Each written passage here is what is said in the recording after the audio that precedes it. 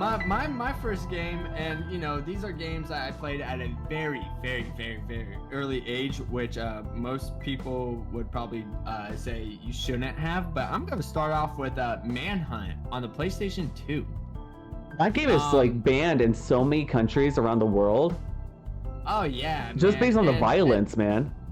Well, what like blows my mind is I remember core memories of me playing that at a, like I said, very young age that most people like you should not play a game like that. And what blew my mind is like just like and for me again, and that's why it was hard for me, is just because of how young I was and how kind of like stealthy you had to been / because you were low key a serial killer, and the missions in that are, I shouldn't say missions, but the levels in that were so difficult because sometimes you get spotted and the next thing you know, you're getting beat up by 3 dudes. It was such a pain in the ass, but when you do those like cool ass kills, it was so entertaining. But what really surprised me was I didn't know until my teenage years / I would even go as the extent to almost saying 20 years old.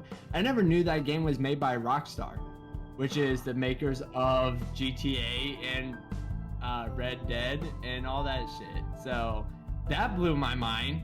Yeah. That's kind of like when you find out that LA Noire is made by the same company, but then like when you think about it, like you have like the map, you have like this big open world, right. Like but it kind of from a game like LA and Red Dead and I think it's like GTA. Yeah. And then you have a game called Manhunt. Different environments and shit. And then they made a second one. But no, I would like to get into that a little bit. Like I said, I was in a very young age, and that game was so difficult. Like going one-on-one on a person, and I'm not a stealthy person in any game at all. Like if there's stealth in it, I suck at it. To me, it's too boring. I gotta go. That's how I feel about The Last of Us. That's how I feel about Batman, Arkham Asylum, Arkham Knight, whatever you call them. Like when we get into like the stealth modes, I'm like, ugh. And I hate to say it, in a game like that, it makes total sense, but it just wasn't for me. So I would always get busted, always get killed, and then we're talking about the PlayStation 2 eras. There was saves, but they weren't the fucking best. Like it was the type of saves like, oh, you saved when you first start the map. Oh, you saved when you're in the middle of the map, but you were close to the end. So when you died, it was like, okay, now you're back to the middle. And it's like, dude, I already been through this. And I would like to start off with that, saying that was one of the games that I never beaten because it was too difficult for me. But again, I never played the game since I was 7, 8, 9 maybe. Okay. So okay. That's a pretty solid. But how about yourself, my guy? My first one is a little adventure game called Lost in Random. I actually never heard that. Let's yeah. It's by EA. So I'm expecting like in-house currency or some kind of like shop by EA. You know how they are. I wrote some notes down about this game because I was just like, oh well, I'll talk about what it is, who made it. So it was released in 2021. It's an adventure game by a company called Zoink. So Zoink, I didn't play it.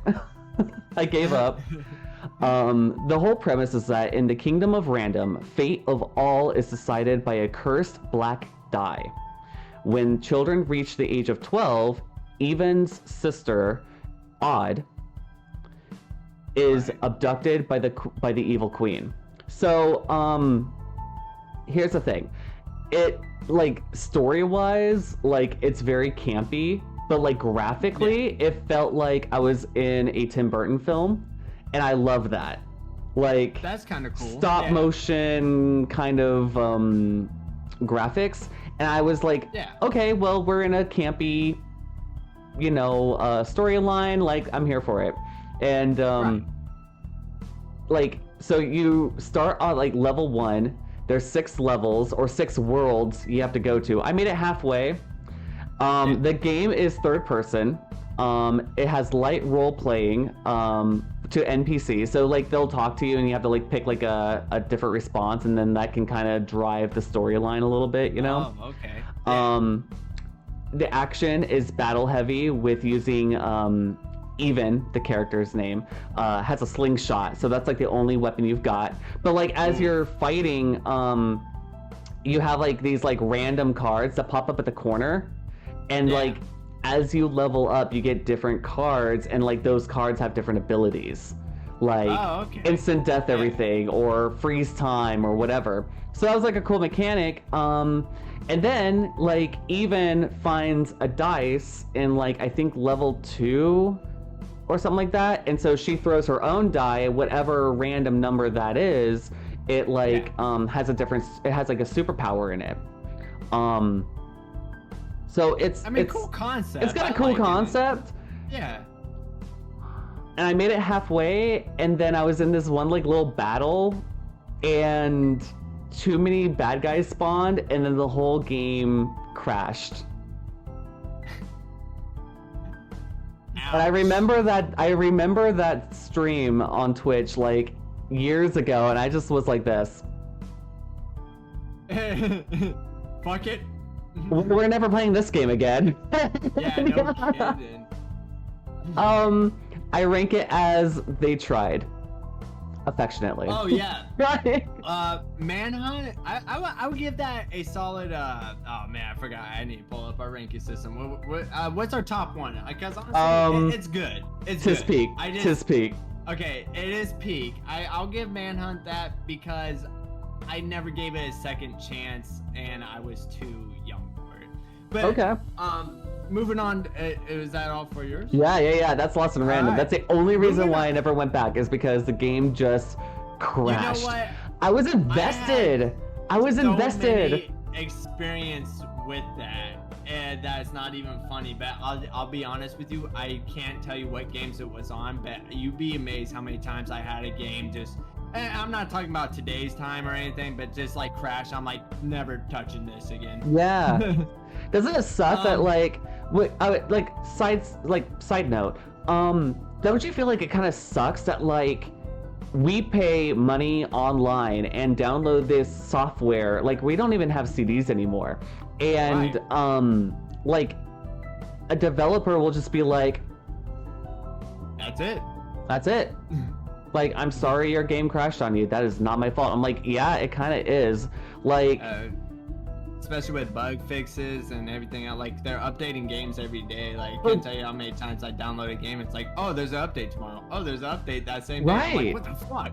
Right. Like it'd be like for example, like I don't know if the movie theaters still do this. They probably don't. They just probably get like a CD or something like that and just run a DVD on a projector. But imagine back in yonder days when they just had like 3 reel films. And they would start the first one, and then when you see the little circle in the corner, they start the second one, and then the little circle shows up, and then that one, the first film dies, and the second one starts going until the circle, and then they start the third one and do the whole thing all over again.